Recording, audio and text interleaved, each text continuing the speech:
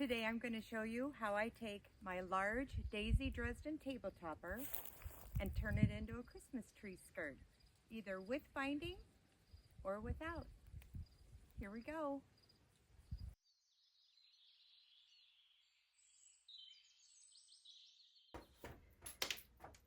Hi everyone, my name is Christine here with Oxygen Farm Quilts, and I would like to thank you for joining me today. I am so excited to show you guys how to make a tree skirt using my Large Daisy Dresden pattern. You know, if you are familiar with my channel, that I am not a pattern writer. So in this tutorial and my other videos, you will see that I will try to give you as much detail as I can in the video. And then I will also leave details down in the description box below the video. So I hope that helps you. So today I am going to show you how to make two different types of Large Daisy Dresdens. I have a tutorial on my original one, and I will leave that link at the end of this video. I have also created a playlist called Large Daisy Dresden playlist, and in that playlist you will find this tutorial as well as a few others. The main ones that you will probably be interested in are the ones where I show you how to create your own template, and then how to cut your Dresden without a template, okay? You will need to have a Dresden ruler. Now this is an 18-degree Dresden ruler. There are other degrees of rulers out there, so this is for an 18-degree ruler. So if you have one that looks like this is what this will work on. So I'm gonna go ahead and get these fabrics ironed up, and then we'll come back and start cutting. For this tree skirt, my fabrics are with the fabric, and I have chosen 10 of them, and I'm going to cut 2 of each to get 20 blades. For an 18-degree Dresden plate, in order to make a full circle, you will want to have 20 blades.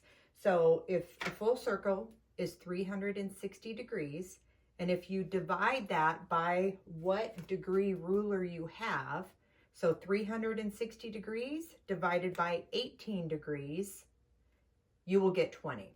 So if your template is a different degree, you would just take whatever that degree is and divide it with 360, and that will let you know how many blades you will get if you don't have instructions on your ruler already. So I am going to cut my fabric. It's folded in half. I'm going to make them 21 inches. So I'm just going to cut these 2 ends off.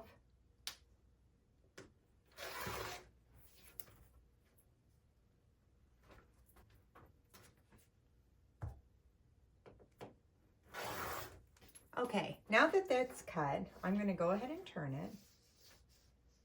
I'm going to go ahead and line it up with the lines on my mat. And then I'm just going to use, let's see, this one's 21 3/4. This is another one my husband made for me, but I really like to use the clear one because with there being a pattern on there, it just allows me the opportunity to fussy cut more. So I'm just lining it up with the bottom there, and then I am scooching over to make sure that I'm not getting cut off here, but yet I'm lining up there. Okay, I'm going to cut both sides.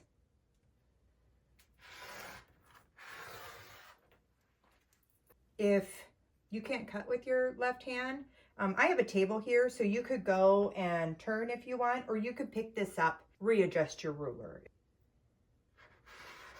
With my weights, it gives me some confidence being able to cut with my left hand. Here we go. I have 2 of my Dresden blades. If I was going to be making a bunch of these, so if you're going to make these for your tree or for presents, you'll see in my original Daisy Dresden table topper, this would be great on top of a table. That's how I came up with that one, was I was making it for my cousin for her little kitchen table. And so I just could not find anything out there. I thought, why can't I just make a Dresden longer? And I could not find any rulers out there that was a long ruler. So that's where I came up with this method. So if there's any companies out there that would like to partner with me and make large Daisy Dresden rulers, send me an email. That'd be great. For the next one, then I'm just turning it over. And like I said, I'm not going to use this for this particular one, but I know I'm going to be making multiples. So I want to go ahead and get these cut while I'm here. This is another way you can cut without having to lift your ruler or turn your body too much. Make sure I'm lined up. Again, on this side, it's kind of hard because it's shorter, but up here, I'm keeping this side lined up on my mat. So with this way, with it being horizontal in front of me, I can go like this. That side, and then go like this.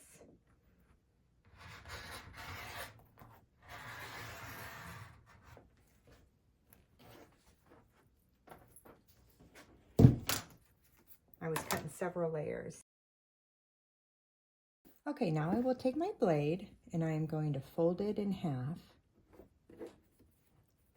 I'm going to line up at these points. And I'm going to start on this side. I do not start on the side with the fold, because if I start over here, these edges might become uneven. So I always start where the fabric comes together. I'll take a few stitches and then I will back stitch.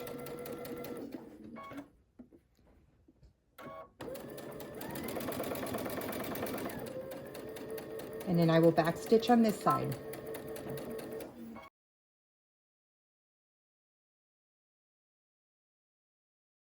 Here's my open side, here's my fold side. I'm going to cut off this corner on the fold side. Just a little bit. Just don't cut into your stitches. Next, I'll take all of my blades and stick my finger in that little pocket right there and just invert them over. If you like, you can go through and iron these seams open, or you can just fold them to the side and turn them right sides out. Once they are all turned right sides out, then I want to take this little doohickey came with my Dresden ruler. So I'm wanting to just put that up in there and give myself a good point. You can use a chopstick. There's all kinds of tools out there for getting your good points. Next, I want to make a crease in my blade. So I am lining up my sides over here. And then I'm going to take my iron, just right about there is fine. With that crease, that's going to give you your center line. And so with your center line, you will take your stitching line here and line that up with that center line. Once you have that, then you know that your points are going to be even.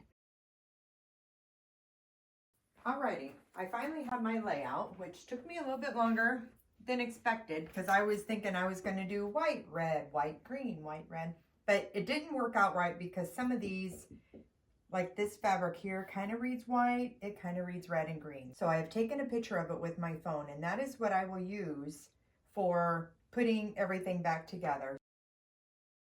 When I pin, I do not pin for lining up. I don't worry about lining up here. I'm just pinning for an indicator of that is the side I'm going to sew on. So here are two, and I know it's going like that. That's where my pin was. So I'm just gonna right sides together. And then I am lining up this corner right here. That is where I'm going to start sewing. And I always start on this side of my blade. Never down here, always up here. When I start off sewing, for the first one, before I start chain piecing, I always start with my presser foot down and my needle already close to getting onto my fabric.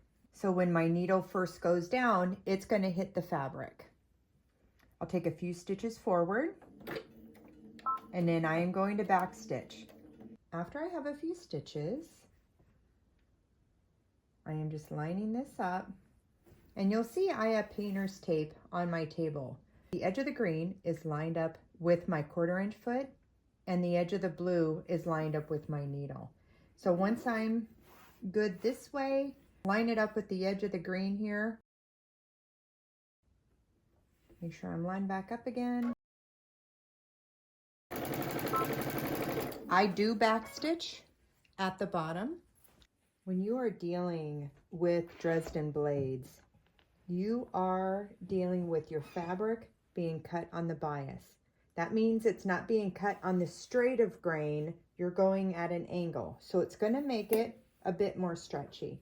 So what I like to do, ironing to make my fabric nice and warm, and it makes it more floppy.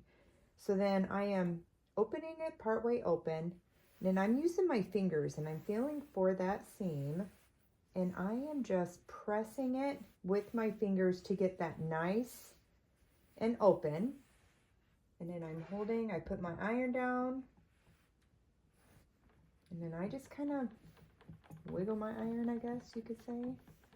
I'm using my fingers here to make sure that I don't have any pleats or puckers in there, and make sure that that seam is completely open. Now I will take these sets of 2 and sew them into sets of 4. My photo of my layout is on my phone. I did put a pin in just one of them to show that this was where I started. So I'm going to go ahead and sew my sets of 4 together. So I have my 5 sets of 4 sewn together, and I am going back to this one that I put the pin in. That is going to be where I'm going to have my opening for going around the trunk of the tree. I will just go ahead and finish sewing all of these together, but not sewing this one together.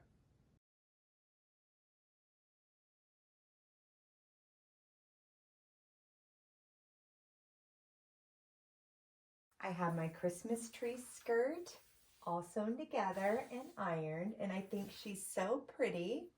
I have my opening here, and I did remember to take that pin out. I want to measure so that I know how much to cut my batting and my backing. So remember, each blade was 21 inches, and this is coming in at 44.5. This circle here is going to go around the trunk of my tree. I am okay with the size of this circle.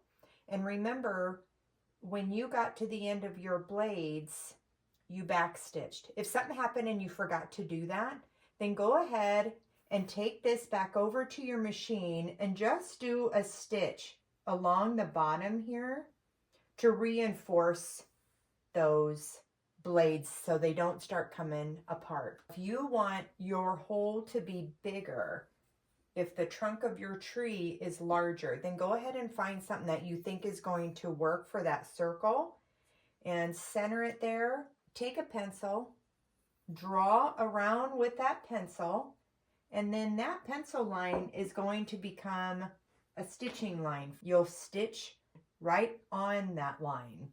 I'm going to go ahead and leave mine like this. Okay, to make my quilt sandwich, I cut a piece of batting. I buy batting by the roll, so this is about 90 inches long, but I cut it, let's see, my plate was 44, so I probably cut it like 50.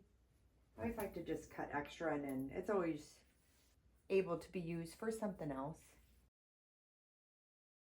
And since this is a Christmas tree skirt, I'm just using muslin for the back. So I've already sewn 2 pieces together, so I will have a seam in the middle. And I am doing right side up. And now my tree skirt is going to go right side down. So I'm doing right sides facing.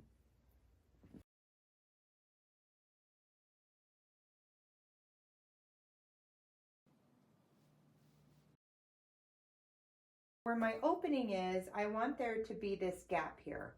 Where my edges of my blades meet in the middle, they aren't completely even. So I'm just using something small like what this opening is. I want to have a good circle to go around.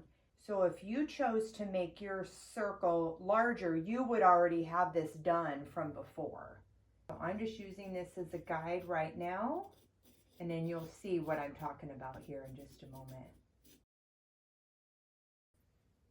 That's good. Now I'm going to pin.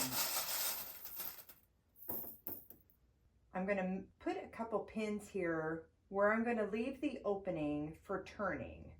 And then just to remind me that this is where I'm leaving my opening, I'm doing 2 pins right next to each other. So the next part I like to do is go around and make sure that every single one of my points are pinned down.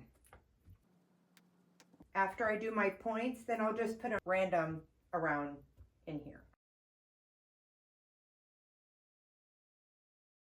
Now I don't want to take this big old thing over to my sewing machine, so I'm going to rough cut around here so it is easier to deal with. So here are my double pins for where I'm going to be turning this through, and I am starting right after that. The right side of my foot is running along the edges that I'm going to be stitching down. That way it will keep the bulk to the left of my machine. That way it's not as bunched up over on this side. So when I start and end, I will be doing a locking stitch, because since I'm going to be turning this right side out, I don't want those stitches popping. And you can do 1/4 of an inch if you like. I'm doing a little bit fatter. The reason why I do a little bit fatter than 1/4 of an inch is when I go to turn this right sides out, I like these to be a little bit wider. So when I tack it down, I'll be able to catch this. Now, as I approach the circle, the pencil line that I drew, I am going to stitch right on that line. Now, if you have a walking foot, you may want to put that on.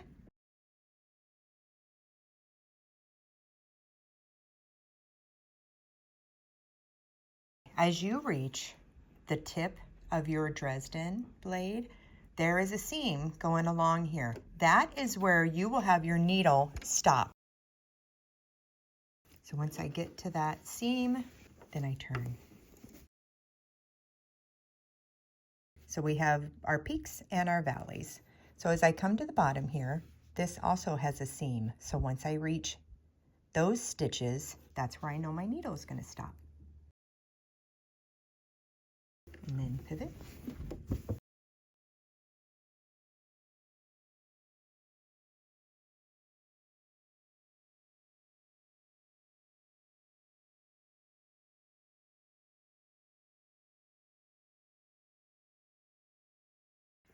Remember to backstitch when you get to where your opening is.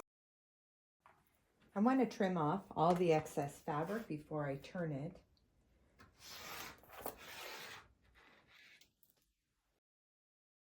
Okay, so remember where the drawn line is. I don't want to cut on that. I just want to cut near it. Okay, so here's where my opening is.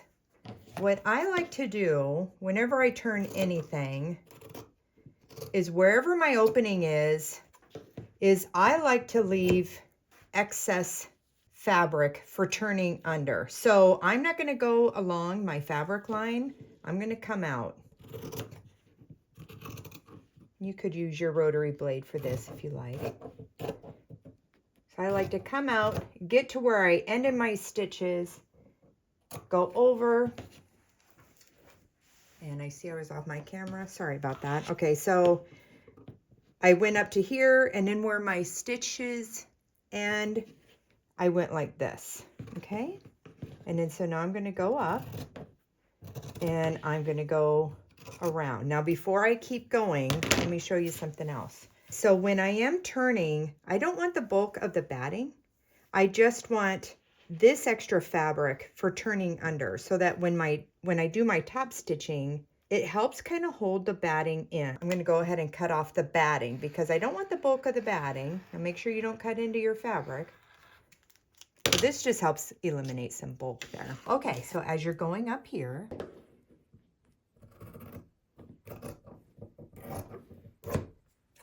when you come to your peak, you want to cut off that peak. Don't cut into your stitches. If something happens and you do cut into your stitches, just take it back to your machine and restabilize that.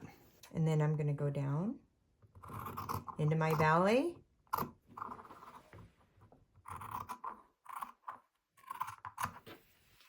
In my valleys, I also want to do a cut there as well. Okay, if you could do a single cut, or if you want to do a little V, you can do that to get some of that extra bulk out of there.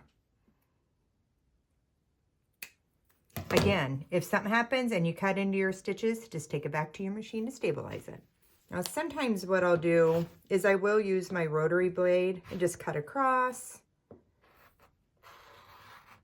cut down. You know, whatever you want to do, whatever works best for you. Most of the time I find that I go and I do this part all the way around, and then I'll go and cut all my peaks off and then cut all my valleys.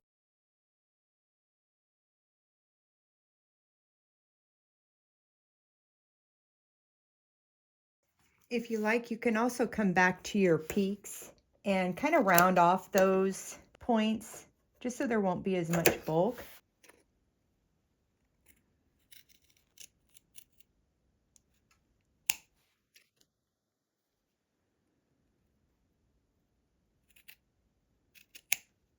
So I'm just cutting down to that stitch line, and it can be pretty bulky, so it's nice to get that out of there.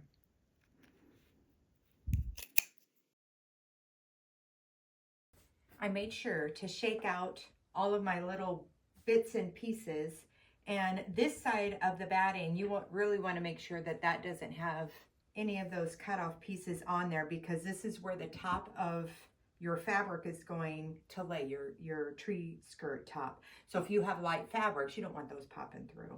So now you will have two pockets. So you want to make sure to go inside this one between your tree skirt top and the backing and start pulling through. I like to go all the way to the end.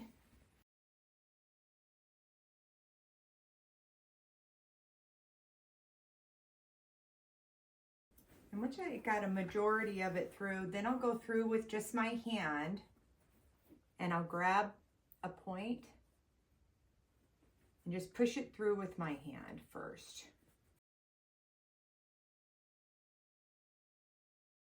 When I'm doing this part with the peaks, when you grab it, you will have the bulk of that peak. You'll feel the batting under there. I like to push it towards the back of the quilt. That way it's not sitting on the tree skirt top. And it really doesn't matter, but it's just something that I do that I found is helpful when you go around to do the top stitching. One thing I forgot to show you, and something I forgot to do as well, where your circle is. Go in and you could make darts in here, which is just cutting out a triangle, or you could just do a whole bunch of slits in there. I like to go through where it's bulky and do a triangle cut out of that, and that just makes it so that when it's turned out the opposite way, there's a bend in there. Okay, see those little darts, which are basically just triangles cut in there. So I'm just going in wherever two come together, just making little triangles. And like I said, you could just do little cuts if you want to do that. It just makes it lay flatter. Don't want to get those little pieces back on the inside that I just cleaned, so try to do this before you invert your skirt. Oh yeah, that lays a lot flatter. After you've done poking out everything with your finger, then go through with your wooden doohickey stick. And I like to start at one end and then just continue on. I run it along the edges like that to help smooth that out. And then I have my hand in here and I have my stick right here. And what I'm doing, I'm laying it flat and I'm going like this to help really open that seam up. And then I will do that around each valley and each peak.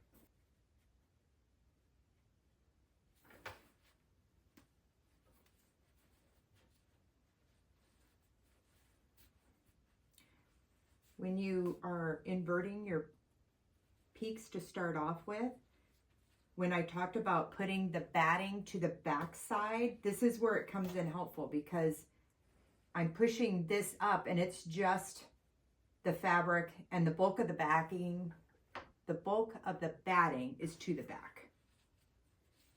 I'm also going to take this and I just kind of spread it open a little bit to help those fibers. Sometimes there can be a little pleat. You can certainly make those go away. Plus, we'll be ironing this, so that really helps get everything to lay nice and flat. But I really do recommend going through with this stick and going along those seams. Oh, one more thing. If you're using something and you happen to pop through it, go ahead and just turn it inside out again. Just take it over to your machine and stitch it down. Don't worry about it. Like my dad always said, it's no big deal. Just about everything can be fixed. So don't worry about it. I'm pushing that up to get my peak, and then I'm sliding it on the inside, down this side and then this side. Just kind of helps open that fabric up. Next, we want to iron this nice and flat. So you want to make sure that you use a cotton batting on the inside. Before I iron it, I'm still turning it to make sure that I am tucking the backing fabric up underneath it so I can't see it from the front.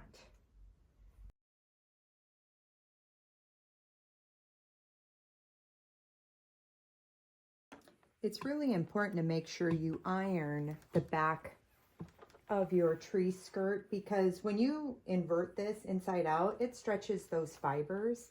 And when you go to quilt this, you don't want a bunch of pleats and puckers on the underside either. If it happens, no big deal, but this does really help make it so that you don't.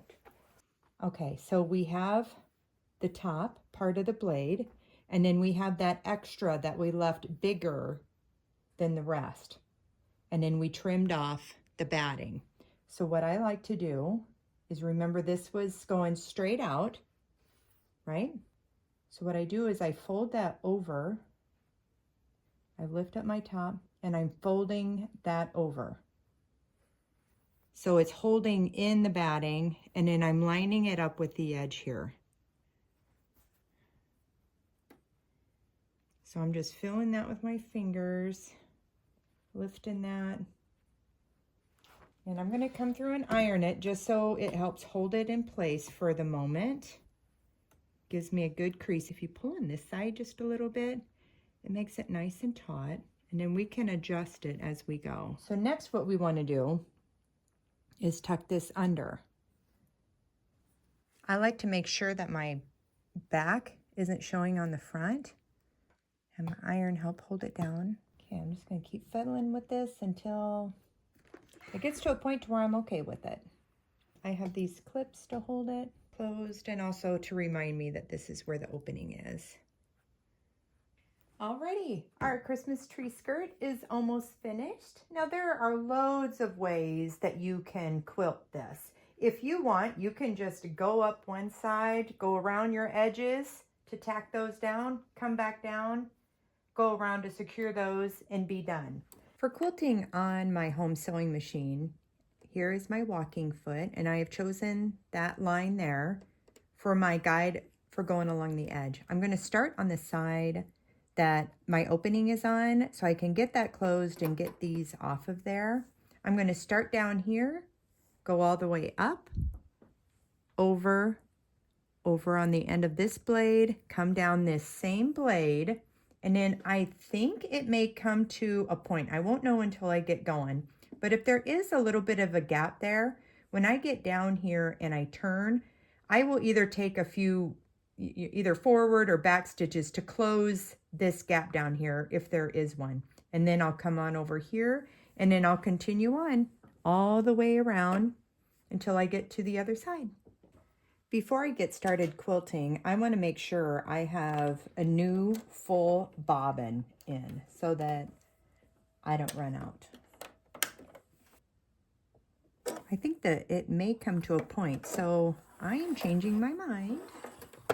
And I'm going to go ahead and just start on the side because I'm not sure how that bottom's going to be. Now, if you have made your hole larger, I can almost guarantee you're going to have a wider gap here. Just adjust accordingly if you choose to quilt yours like this.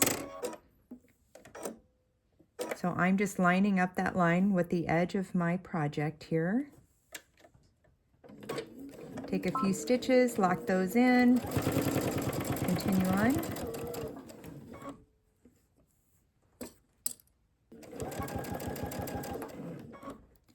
As I'm going along here, I'm making sure that my stitches are closing this.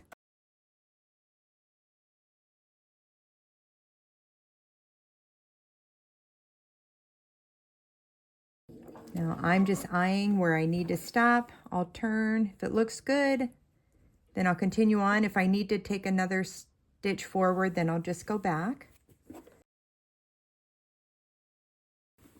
Try to find the center there.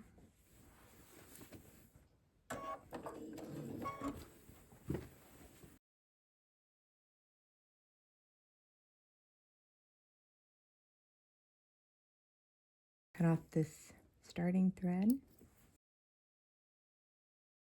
Let's see.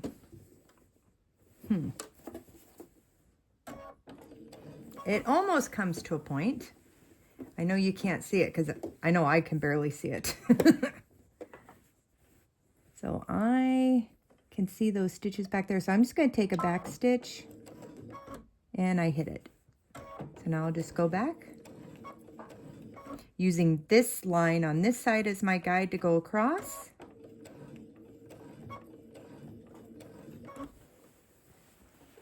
Readjust. Continue on. You'll notice as I'm quilting, I have my hands on both sides. I am smoothing out. I'm not pulling, but I am making sure that it feels taut.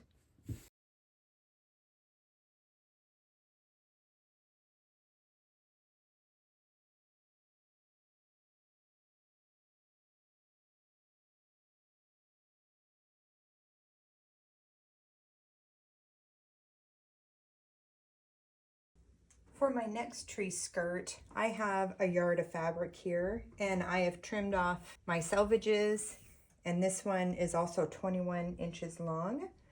This pattern would work great for fat quarters, the variety of those, but this next one that I'm doing, I want to just use 2 colors.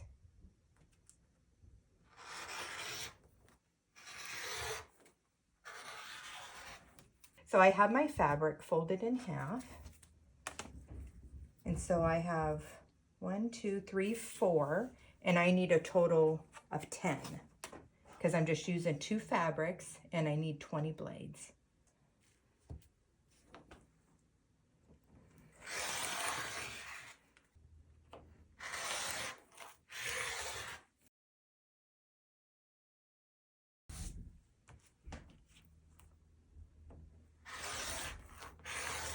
So for making 21-inch blades out of 1 yard of fabric, I was able to get 4, 8, 12, 13, 14. I'm able to get 14 blades out of 1 yard of fabric. Something to think about when dealing with directional fabric is the way that you cut it and if your blades would read upside down. So I cut it going this way so that all the writing is sideways.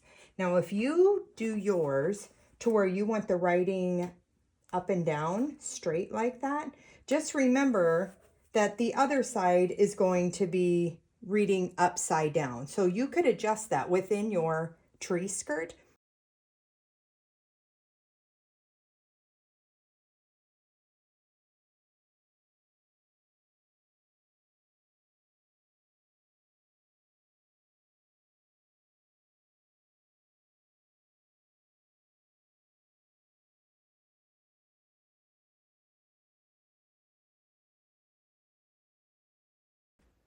Okay, I have my next Christmas tree skirt. And this one, I am going to quilt it on my long arm machine, but this could be quilted on your domestic machine as well. I'm just going to show this aspect of it because I've had people ask me how I quilt this on a long arm. So I'm going to go ahead and get this loaded. So I have my backing fabric.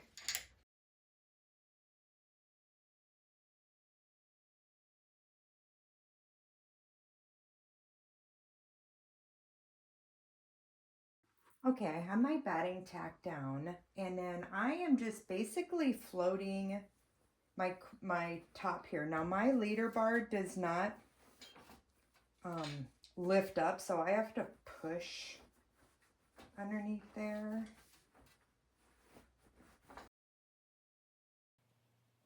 And you'll notice that when I tack down my batting, that also gives me a line, so I know that that is where I can stitch to. I can't stitch any further that way. So I'm just tucking this under here.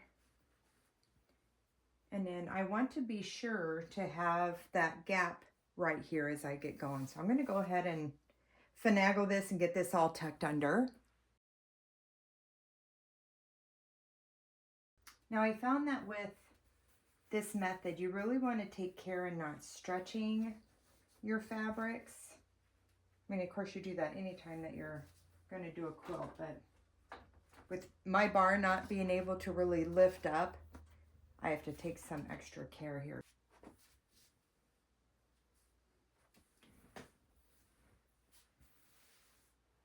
On my long arm, I always quilt with my glide foot, always, always, always, always. And I always quilt with a ruler base on. I've never long arm quilted using rulers. I'm too chicken to try that. Maybe someday I will, but I always use the ruler base because it really helps give me more surface and smooth things out as I go. And you'll see that as we get started. All right, now that that's all set, I am always checking underneath my machine to make sure that I don't have any puckers or anything. And then I am putting on my clamps. My machines went in for their yearly checkup and they were gone for 3 weeks, you guys. I didn't have a sewing machine. I didn't have my long arm. I did a lot of cutting. So my hands are glad that they can let machines do work. Okay, so I'm just smoothing everything out. I'm good with this gap right here. And then this is another reason why I love having the ruler base always on, is before I get going, is I can go along and I can feel with that ruler base, with it being able to spread the fabrics out, I can feel also if it feels like there's any bumps or anything in there. First thing I do is I'm going to go back down to a basting stitch.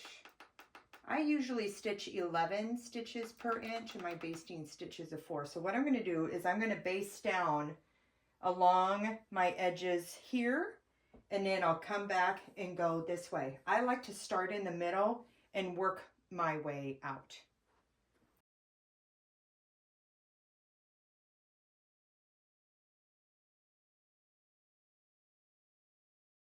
Okay, I have my edges all tacked down with the basting stitch, and I'm not too picky on my basting stitch. This Christmas tree skirt is going to have binding around the edges, so that's going to be hidden, and I will show you how to put that on later in this video. So when it comes to doing Christmas tree skirts, I don't consider myself a good long arm quilter, let's just say that.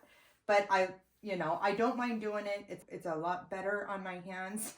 And so when I do something Christmassy, I do like just a meander, and then I make like an asterisk. So it's kind of like I go up and down and meet in the middle, and then make a cross, and then go diagonal, and then diagonal the other way. So that's basically all I do is a meander. I do a snowflake, I call it a snowflake, and then meander some more, do another snowflake. And to me, it kind of looks like snowflakes blowing in the breeze. So here, let me show you how I do that. I'd like to give a warning before I get started on my long arm. If you are not familiar with the sound of a long arm machine, they are quite loud. This can be done on your domestic too. If you are able to drop your feed dogs and free motion quilt, you can certainly do this.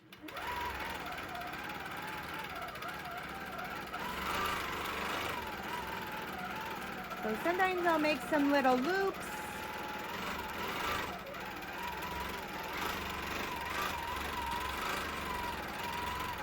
And I'll make a snowflake. A sign over.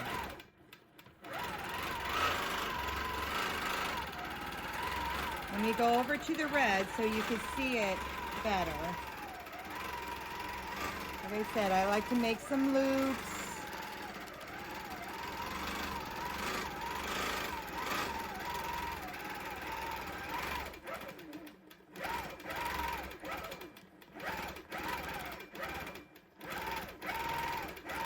Sometimes they're wobbly. I'm all right with it. Makes it folksy. If you are new to long arm quilting, one of the tips I have is using your basting stitches as far down as they go as a guide. I like to go over on my points here, and I like to put a pin in to give me an indicator like, okay, I know I can't go past that point. That way you're not in the middle of making a snowflake or some other sort of design and you won't be able to finish it.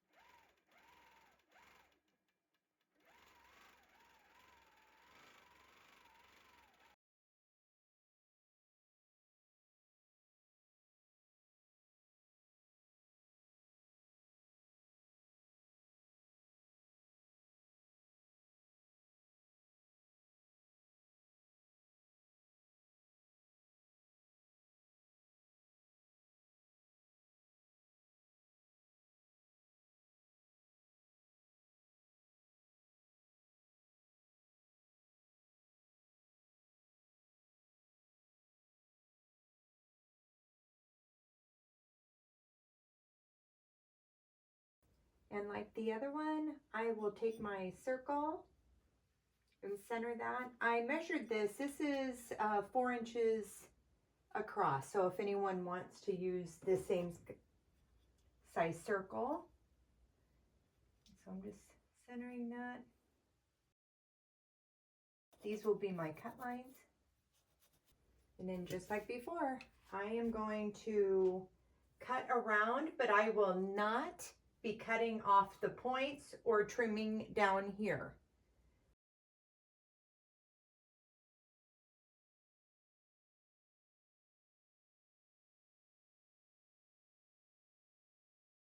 To figure out how much binding I'm going to need for my tree skirt, I am going to measure one of the blades. I'll probably measure 2 just to get an average. So it's coming in at 4.5, and that's going to 8.5. Let me check this one. 4.5. 8.5. Okay, so each point is measuring about 8.5 inches. So I'm going to round that up to 9. So 9 inches. And then I have 20 blades. So I will multiply that times 20, which would be 180 inches. And then I'll measure these two, which that is 16.5. I always round up. So, and since I have 2 openings here, that would be 17 times 2. So right now, let's see, 214. And then the circle. And I'm just getting a rough estimate. I always like to have way more binding than I need, because if I have extra, that's better than having to add more later. So this is coming in at about 17.5 inches. So I'm going to round that up to 20. So it looks like I need 234 inches of binding, which seems like a lot, but we're going to be going on this inside corner as well as these peaks. So let me get my binding made and I will show you how to do that. I found this scrap of black fabric in my stash, so I want to see if this is going to be enough to do my binding. I figured up 234 inches to go around and inside on my tree skirt. So I'm going to round that 234 inches up to 240. Now most width of fabric is about 42 inches, and that's what this is. I'm going to round down on that to 40. So I'm going to divide 240 divided by 40 inches. So that would give me 6. Now I always cut my binding strips at 2.5 inches because I do a double fold. And so what I will need is, so since I need 6 strips out of this fabric at 2.5 inches, I will take 6 times 2.5, and that is 15, which would equal out to 15 inches. So I need to make sure this is 15 inches, and I got a weird jagged edge here, so I'm not going to include that. So let's see if I have enough. It's 17 inches, so it's going to be cutting it close, but it will give me enough to get my binding out of this scrap piece of fabric. Sweet. When I put binding on, I start off on the back. I have an all about binding playlist that I will leave a link up in this corner here. When I start off, I want to do it on a straightaway. Here's my tail end, and so I'm coming up to about here is where I'm going to begin. And you will want to make sure that your needle, if your machine has that, will be in the needle down position. If not, just remember when you do stop, make sure that you put your needle down.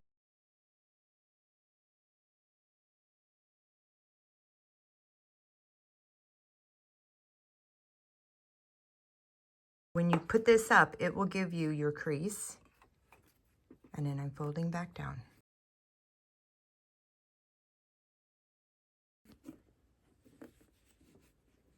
And then on this side, where my fold is lining up with that point.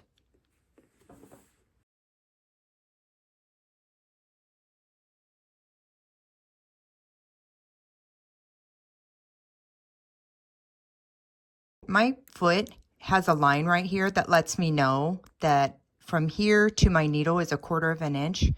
If you don't, just take a few stitches, you know, lift up and kind of gauge. Or if you want, you can go ahead before you get to this point and mark 1/4 inch away on the top of your binding right here. You could just put a dot there if you want.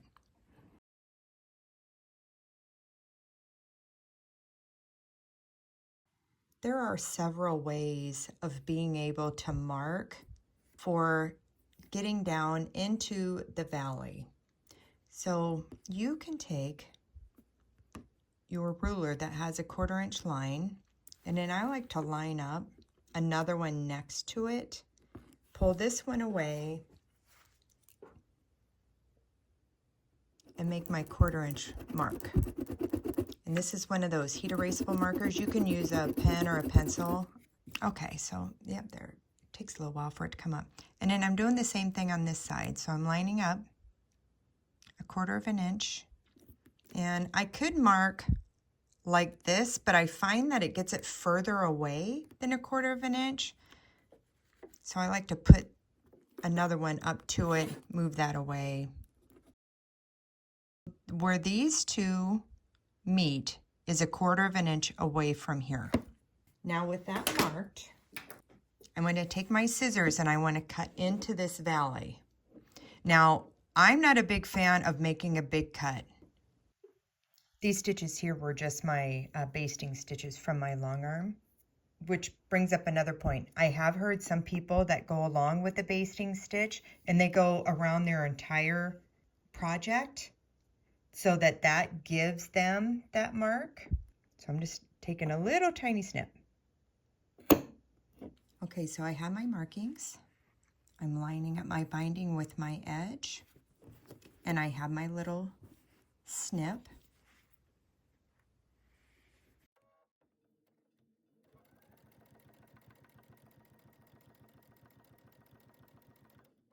This is one of the things why this particular method does not work for me.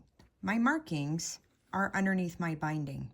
So if I have to lift my binding to look for my markings, I might as well just look for my valley, right? That's how I look at it. Now I could go along and do that same process with my binding in place. So I could come along here, line up my ruler,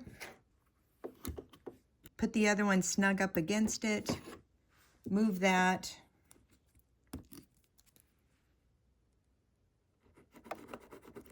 make a mark. I can make a mark right there, which that may work for anyone that wants to do it. Now I'm looking at it, and to me, it looks like it's crooked. It doesn't look like that is actually straight down there. So this is my favorite way of doing these valleys, because in all reality, everyone, this is very fiddly. This is very time consuming. Usually when I make these either toppers or tree skirts, I do that first inverted method where you turn it inside out, like the first one that we did in this tutorial. But this particular method can be very striking, especially if you have a bold binding. Like I'll leave a picture here of a denim Daisy Dresden where I did a yellow center and yellow binding. It was just striking. It's so pretty. So this is my favorite way of doing this technique. So I'm going to stitch until I think I'm getting 1/4 of an inch away from that valley. And like I said, both of my markings, when I'm eyeing it, it does not look right. So I'm going to just use my eye.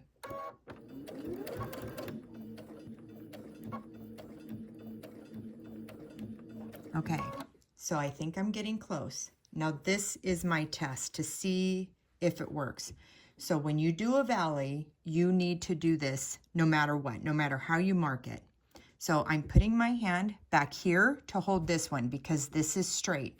What I want to do is now I want to move this one to where I am making my fabric straight. Okay, this is the indicator for me. Let me move you over so you can see what I'm seeing. This is the indicator for me. When I am making this straight, where my 1/4 inch foot is, it is lining up right with this. So I know I'm in the right spot. This is why you want your needle to be down. And be careful when you're doing this because you don't want to mess up your needle. But there will be gathering over here. Okay, so you can just fold that up. That's expected.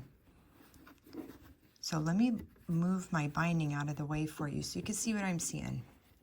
So I am basically making my fabric straight as if I'm just sewing along straight. So you can see that my 1/4 inch here is lined up with this edge. And so now what I'll do is I will take my binding and I am lining it up, and I'm going to stitch. Once I know I've gotten out of that valley, then I can move everything and continue on up into my peak. So let's do the peak one more time. I'm taking my fingernail to show the edge of my project here. So even if I didn't have on this foot that shows that that's 1/4 inch, you could still kind of eye it. We do 1/4 inch in sewing so much that we get used to like, okay, that's 1/4 inch. And then I backstitch. I'm going to cut my threads. I am turning my project. I'm going straight up. So I'm pushing this down. When you line up your binding with this, it makes the perfect miter here.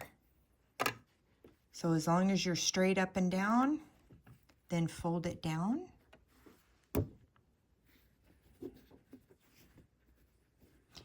And so you can see that, okay, that's not right. I want this fold to be lined up with this fold. Let me lift so you can see what I'm doing here. I want this fold to be lined up with the edge of my project, and I want these two sides to be lined up, and I want it to be lined up over here. So you can see I'm just going until that lines up right there. My top is lined up, my side is lined up, and a lot of times this part here, if it's off a little bit, if you push that down, it gets it back into place. It can kind of move on you a little bit. So again, I'm lined up here, I'm lined up here, and I'm lined up here.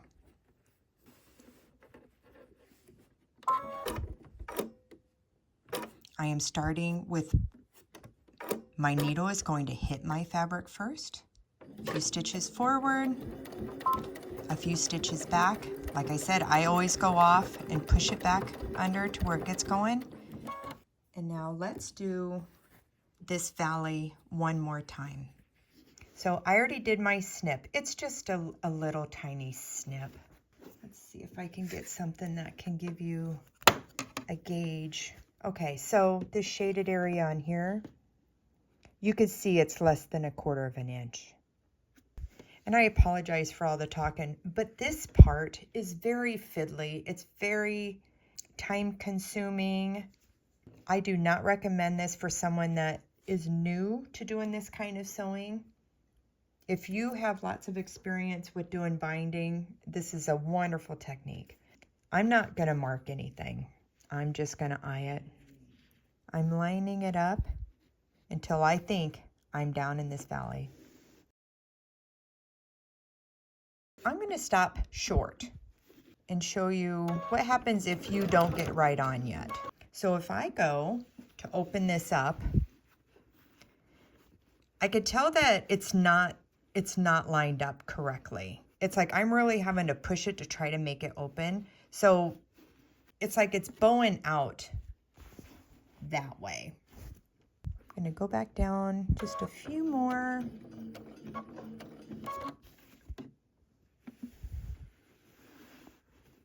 Till I feel that's lined up.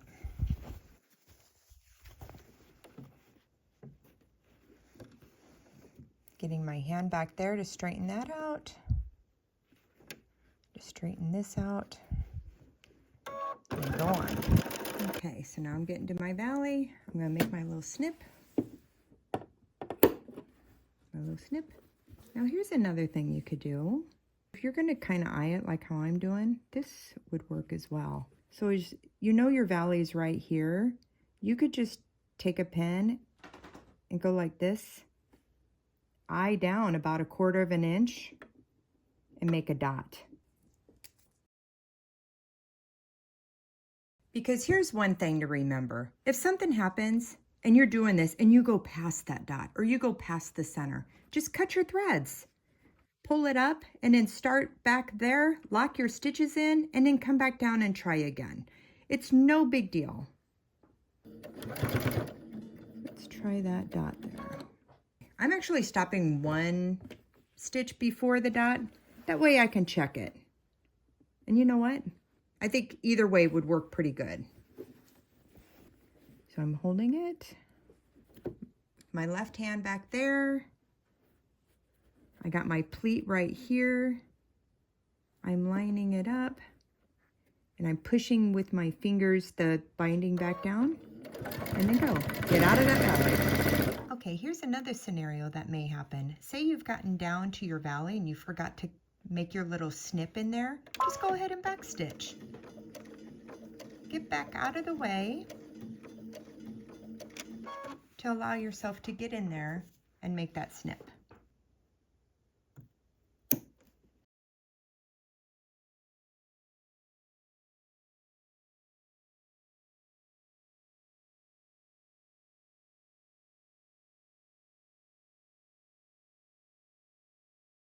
I'm coming down my skirt separation. When I get here, I'm going to stop at 1/4 of an inch and backstitch. As before, when I got to a corner, I am pulling up. I am still pushing it straight up, but I am making my miter here at an angle from this point that way.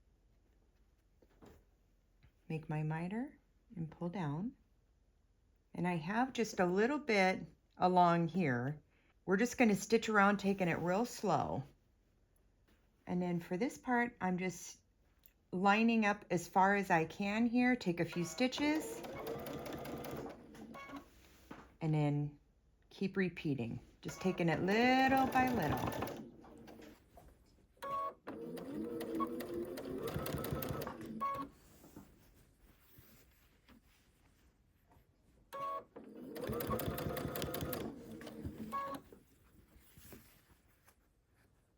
So you see I'm trying to line this up, and I'm not pulling hard on it. I'm more just trying to lay it down and go as far as I can around that circle, and then I'm going to stitch till I get to where my finger is here, or as close to it as I can get.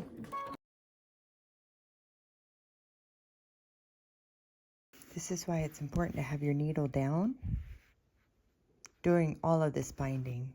Any binding in general, I always find it's important to have your needle down.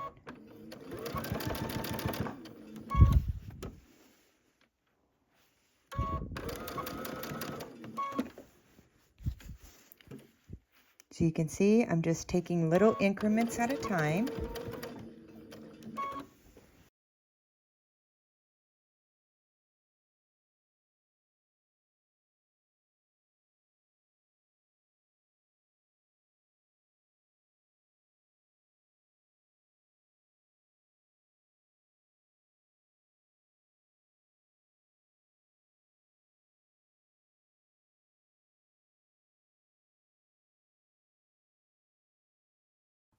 Now for attaching the binding to the front, if you are a hand sewer for binding, then you would go ahead and just stitch yours down as you traditionally would.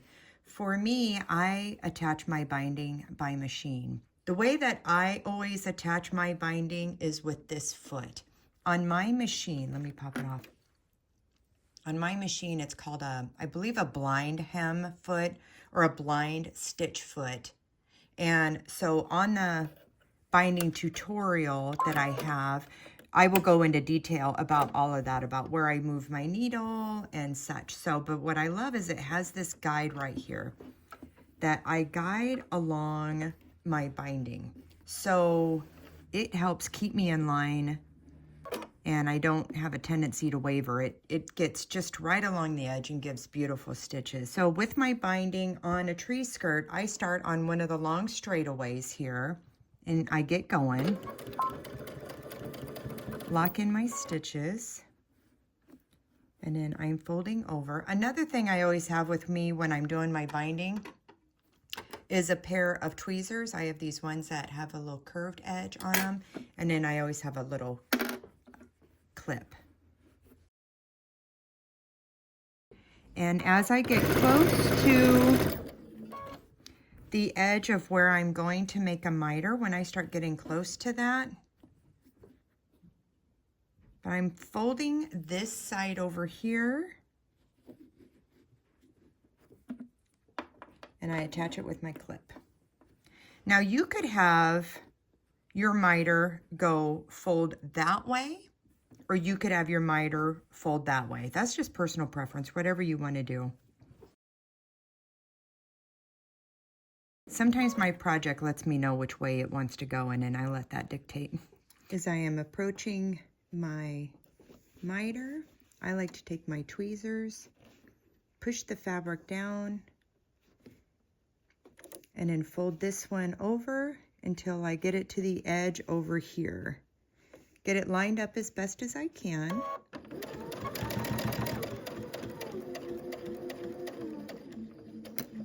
Take my tweezers out. I like to push right here till I get to where I want to turn, and continue on. Pull my clip out. And since these aren't going to be long treks, I'm going to go ahead and put my clip down over here and get it ready.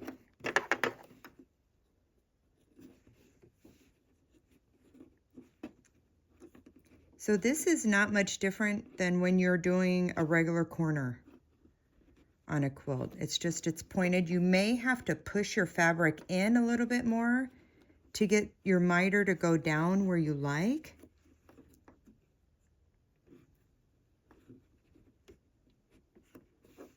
You just have to finagle that till you get how you like your miter.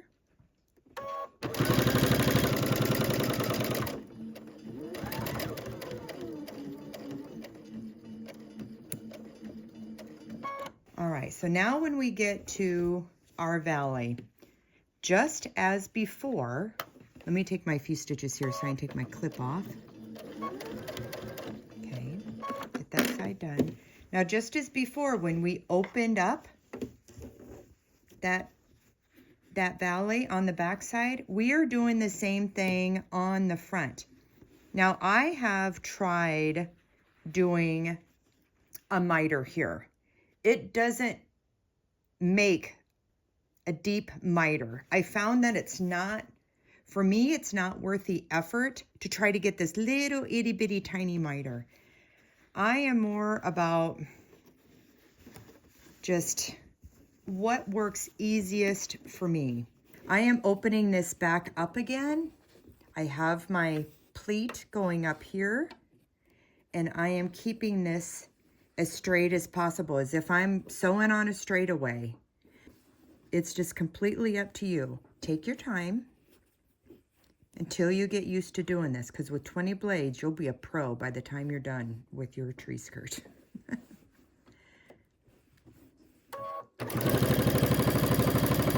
I'm going a little bit. I may need to adjust, which I am feeling that. So I have my hand back here, hanging onto it so it doesn't have a tendency to go that way. I'm trying to keep it as straight as possible.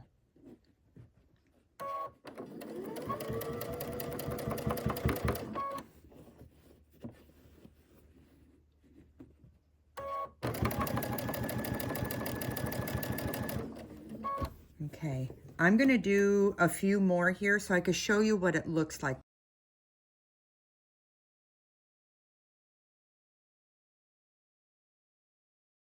Okay, I have 2 of my valleys finished, and there you can see my miters. And in there's just a little bit of gathering, or I like to call it little ruffles, and I'm okay with that. When that lays down, I mean,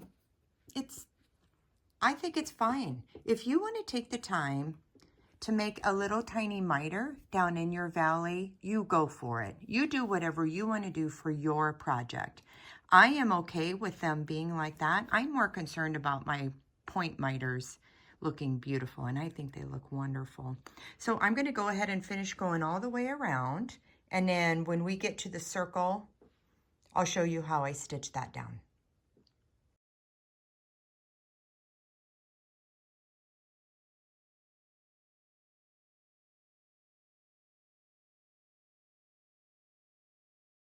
Okay, we're coming to the inner circle.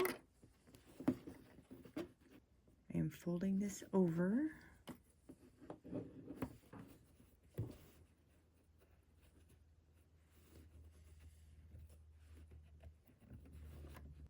And then I really need to go deep with this miter.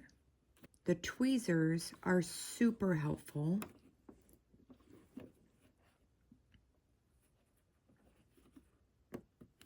So I can use them to push the fabric inside the fold there to get the miter that I like.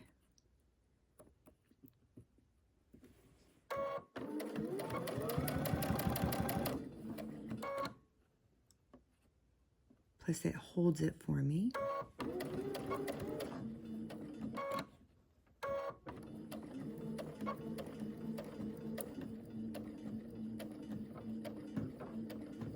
Okay. Now when I get there, I am turning.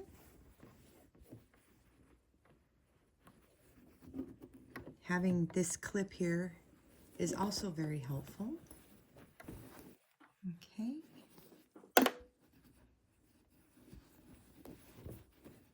I'm going to take a few stitches with my clip still there.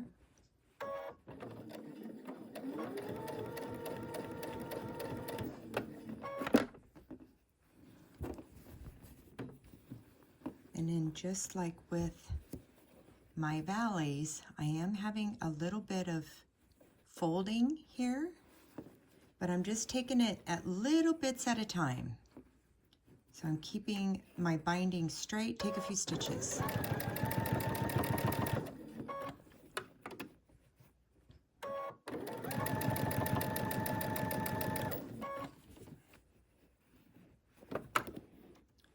Straightening out the back side.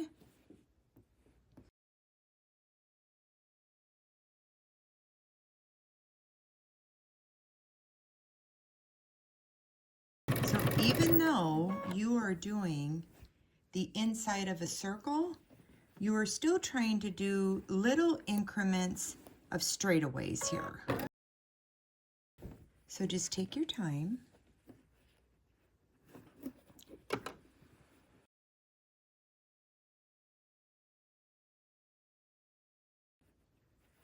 It is a bit fiddly, but it can be done. Okay, we're almost to the end. I'm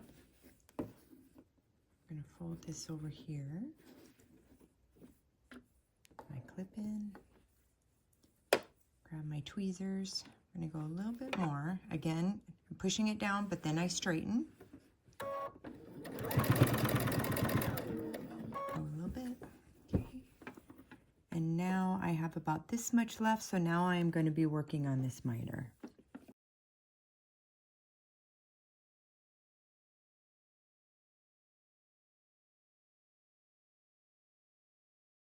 I'm almost to the beginning.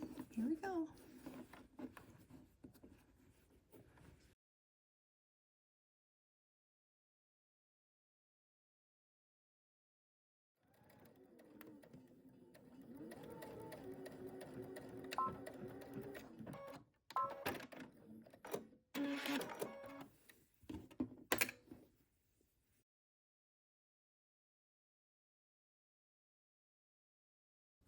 Here we go. All done.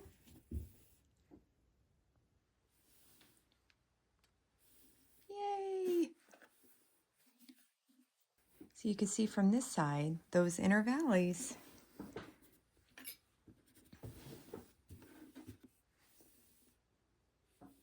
I think they look great.